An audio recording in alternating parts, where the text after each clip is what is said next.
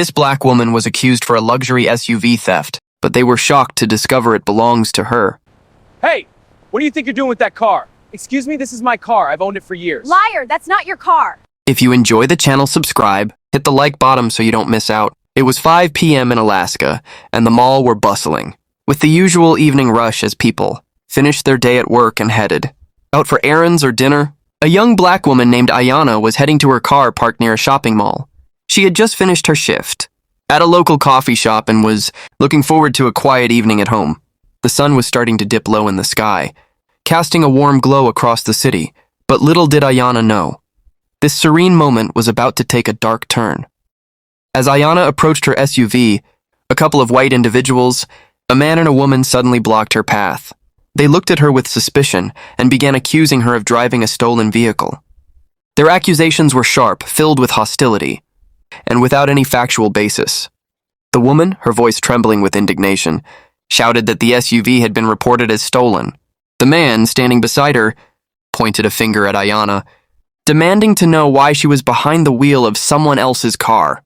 Ayanna, taken aback by the sudden confrontation, tried to remain calm and composed. She explained that she owned the vehicle and had all the necessary documentation, but the couple wasn't interested in listening. They began to raise their voices, drawing attention from bystanders who were now watching the scene unfold. Soon another couple appeared, also white, joining in to accuse Ayanna of theft. The situation escalated quickly. People began to gather, murmuring and staring. Ayanna felt her heart race as she realized the depth of the misunderstanding, and, worse, the racial undertones of the accusations. The police were called, and the couple's claims were filed with urgency, painting Ayanna as a criminal before the truth could even surface.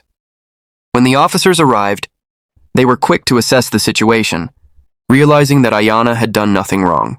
She was asked for her identification and proof of ownership. After a few minutes of verification, it became clear Ayanna's SUV was legally hers. The accusations were false and baseless, stemming from nothing more than racial prejudice. The couple who had made the accusations was not happy to face the consequences of their actions. In fact, the police filed a report against them for harassment and defamation. The couple was ordered to pay for the emotional distress and public humiliation they had caused Ayanna. In addition to the damages, they were required to take part in sensitivity training as a way to address the prejudices they had shown. While Ayanna stood there, a mix of relief and anger coursing through her, she couldn't help but think of the many others who had faced similar or worse situations. It wasn't just an isolated incident. It was part of a much larger issue of systemic racism that had plagued society for generations. Ayanna's story, however, became a turning point for her. It reminded her of her strength, her resilience, and her determination to stand up against injustice, no matter how difficult or uncomfortable it may be. In the end, Ayanna walked away with a sense of justice, but also a renewed understanding of the work still to be done to break down the walls of prejudice that still linger in society.